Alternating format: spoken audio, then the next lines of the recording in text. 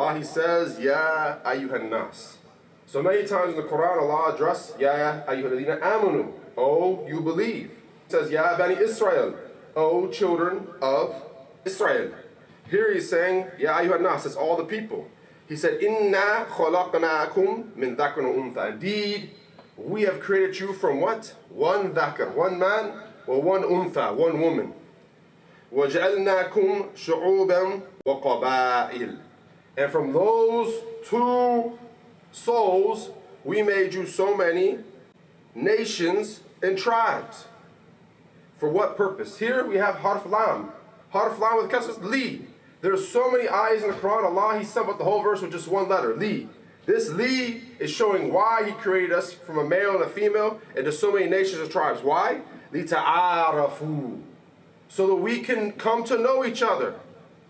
You can't know a people you're ignorant of.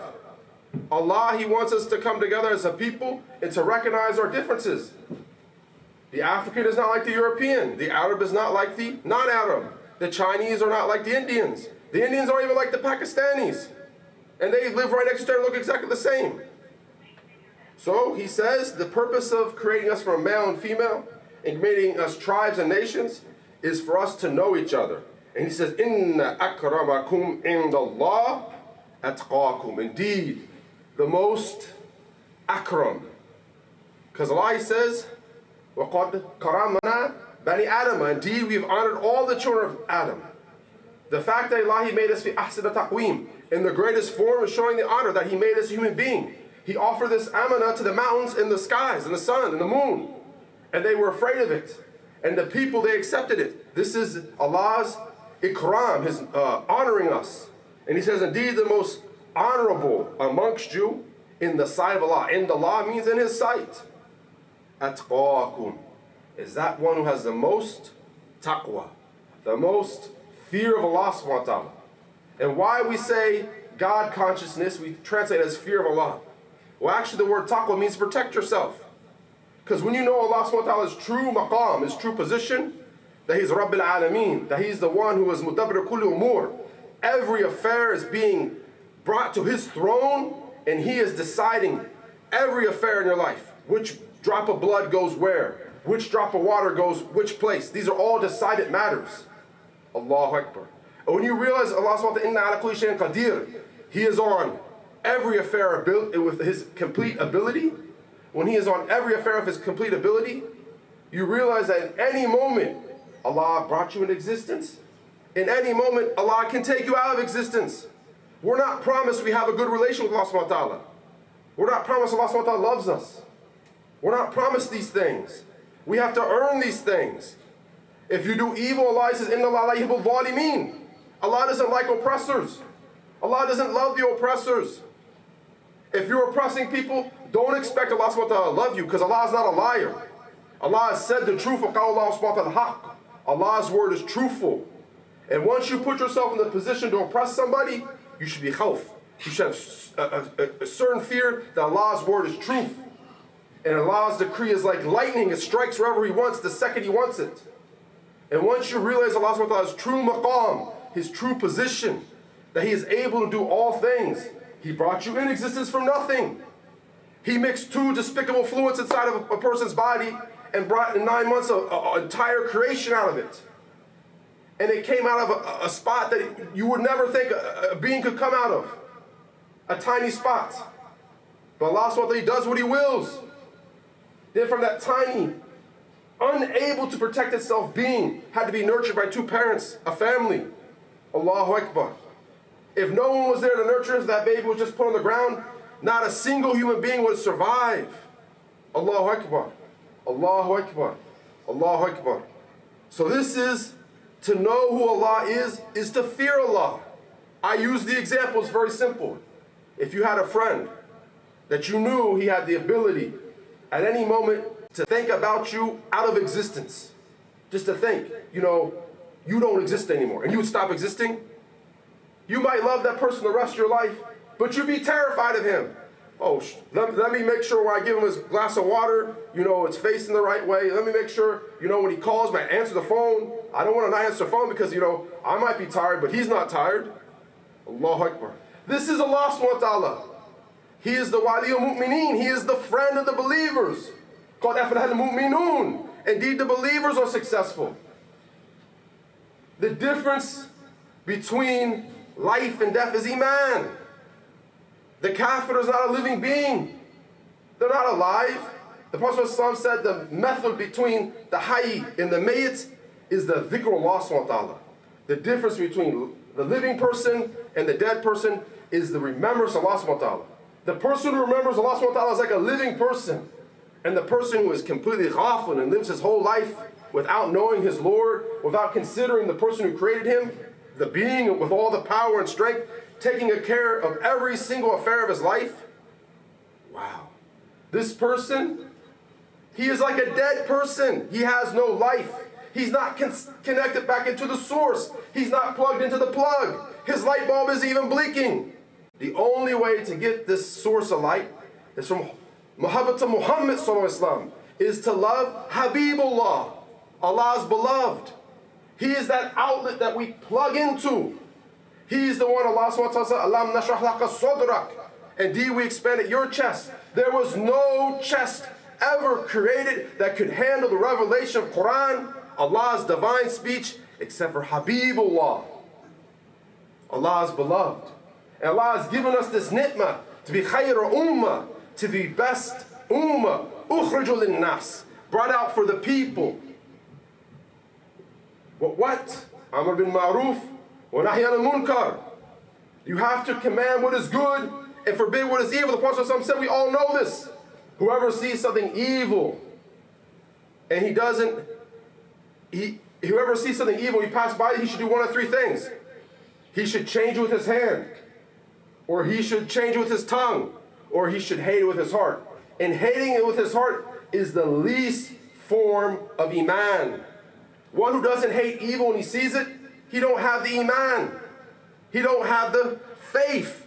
He doesn't believe in what Allah says is true. Allah says these things are evil. We have today this magic sorcery happening to our people. Our youth in multitudes are accepting mass propagated perversion, mass propagated filth. I can take the most disgusting act, and all I do is put a beat to it, and I can get every hijabi woman in the world to dance to it. You don't believe me? Go online. They're doing it right now. The most disgusting, prostitute, murderous, drug-dealingest, venomous, vilest actions put into the song, wrapped and put some little candy coat on it, and now they're, on the online showing the whole world that they love this thing. There's no iman. A movement can't do this. This is a nifaq. This is a hypocrisy. This is a lie. You're making a lie out of Allah's religion. And you're doing it wearing the sign of his religion, his hijab. If you're going to do a sin, a great sin, at least take your turban off. Take your kufi off. Don't let the people know you're a Muslim doing these things. Allahu Akbar. But we see it. Millions and millions of people today are online listening to the most vile, haram, disgusting acts. If I played the videos, the people would run out the room. Oh, we don't like that. That's what they're saying. The ear is closer to the heart than the eye. The ear, it goes straight to the ear, hit straight to the heart. Allahu Akbar. The Quran is not visual. Quran is audio. If the eye was stronger, Allah would reveal a visual Quran. No, the ear is stronger. That's the organ Allah created to receive Allah's message. The heart and the ear. Allahu Akbar. And these people, these Muslimun, this is the nation, the Ummah Muhammad Sallallahu Alaihi Wasallam. This is his nation. The Prophet ﷺ said in a Sahih Hadith, Shaykh Nimawi, he narrates, in a Sahih Hadith, I heard him in my own ears say this. He said that, the Prophet ﷺ said, Hayati khayr lakum. My life is good for you. Wa mamati khayr lakum. And my death is good for you. He said, Tu'ridu alayya a'malukum. When I die, your actions will be presented to me. The angels will bring it to me. If I find good in it, fa'ahmadullah, I praise Allah subhanahu wa ta'ala. And if I find evil in it, I seek Allah's forgiveness for you. This is Shafi'u Ummah.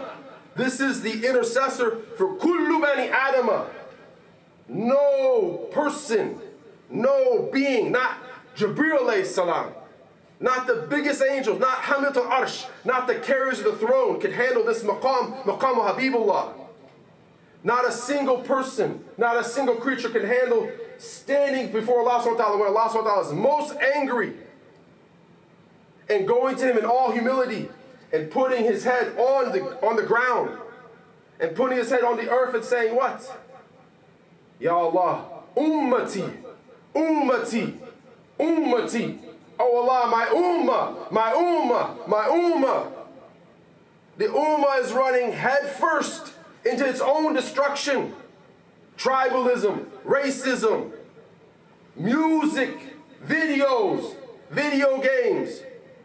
A kid before he's the age of 9 can murder 1,000 people. Oh, he just put in a video game, it's not real. What does that do to the heart? He's holding a machine gun and shooting people after people. Oh, it's a virtual life. The heart doesn't know virtual. Wallahi, I had a friend who used to play this evil game, Grand Theft Auto, where you run, you do all types of crime, you become a criminal when you drive people off the road, you run people over, and you shoot police, all types of horrible things. He was driving across me, and he swerved a little bit, he said, whoa, I'm not in the game. I was just thinking if I hit these people, I'll get extra points. He said this to me. This stuff affects our hearts. The heart is a valuable thing. In one narration it says, Al-qalb al-mu'min harimullah.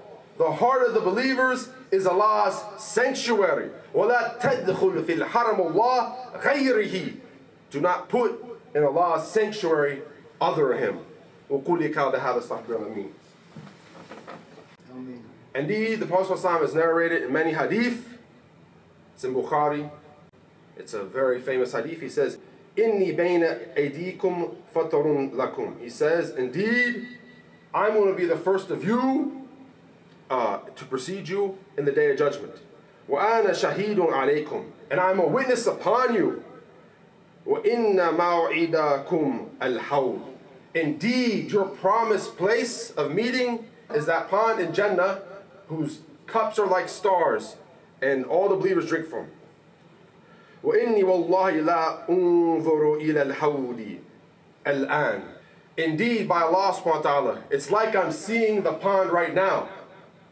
We don't know if this is a metaphor. We don't know if this is literal. It doesn't say like. Maybe he's actually seeing it because he did see these things. وَإِنِّي قَدْ أُعْتِيتُ مَفَاتِحِ الْخَزَائِنِ الْأَرْضِ. Indeed, I've been given the keys of all the treasures of the earth. Muhammad didn't have to be poor. He didn't have to live in poverty as a servant.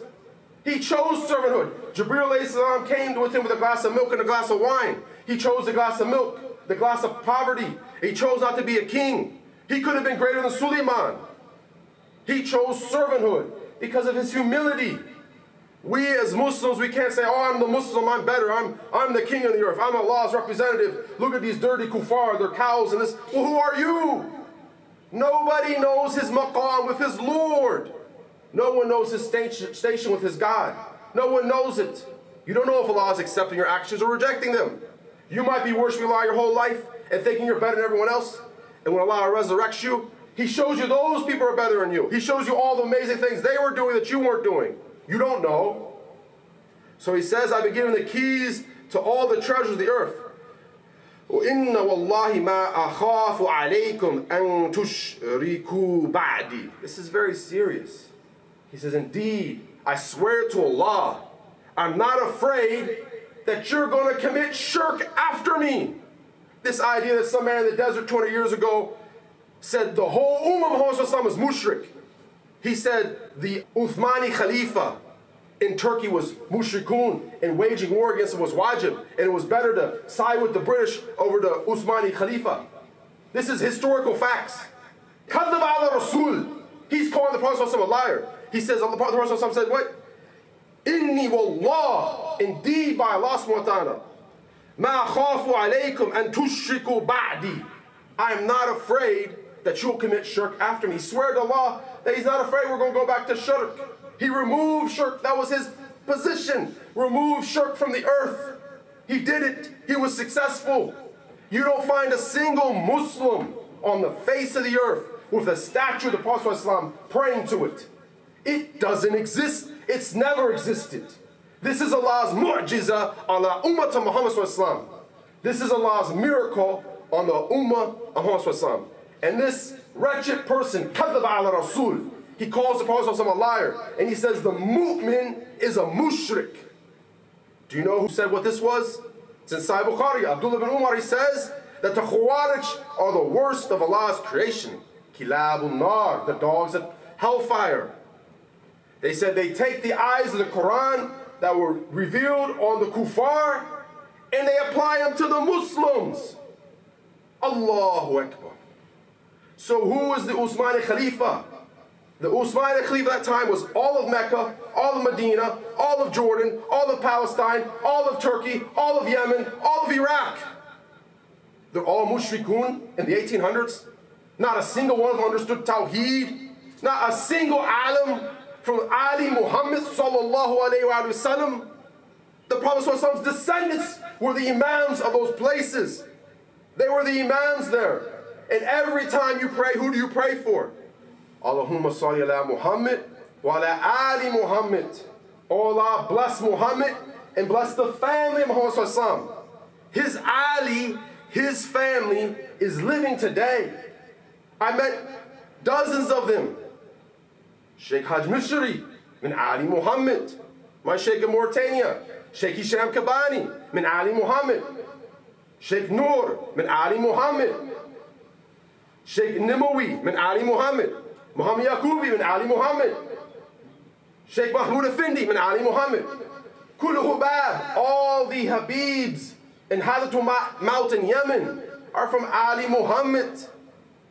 Sidi Hamza Bouchisi, the great Qutb of Morocco, from Ali Muhammad. You find in every land the greatest sheikh, the greatest alim is from Ali Muhammad. Why? We just look at the physical. Physical is like a drop. What did the Prophet said? He said, Allah has 100 portions of mercy. Only one of them touched this dunya. That means what we don't see is 99 times more. Ali Muhammad is supported by every Muslim's prayer. Allahumma salli ala Muhammad wa ala Ali Muhammad. Oh Allah, send your blessings. Blessing means increase. Increase in what? Wealth. Allah doesn't care about wealth. Increase in knowledge. Increase in taqwa. Increase in piety. Increase in closeness to Allah subhanahu wa ta'ala. And this vile, evil man, this shaitan, he called these people mushrikun. Then his descendants did what? They sided with the Kufar, the British. The Khalifa, he did what? He gave a fatwa. He had the great Mufti of Syria give a fatwa. It said it's wajib. We all have to repel the British from entering our lands and dividing us up into nations. We have to do this. It's wajib. What did he do? What did his descendants do? They made secret plots with the British and they took a bay'at with them and took weapons and money from them and fought with the British against these people, against the Muslims. And guess what? The craziest thing? According to their very own fiqh, according to their very own understanding, waging war against the Khalifa is kufr. You're a murtad. And guess what? His grandkids, when the Khalifa caught them, what did he do? He gathered them up in a pile and buried them in the ground and all together without a janazah. What is this for? This is the punishment for the murtad, for the people who apostate from the religion of Allah. وَقُولِ كَاذَا هَذَا اسْتَغْفِرْ لَمِينَ اللهم ارحم أمة محمد صلى الله عليه وآله وسلم اللهم اغفر لي أمة محمد صلى الله عليه وآله وسلم آمين يا رب العالمين.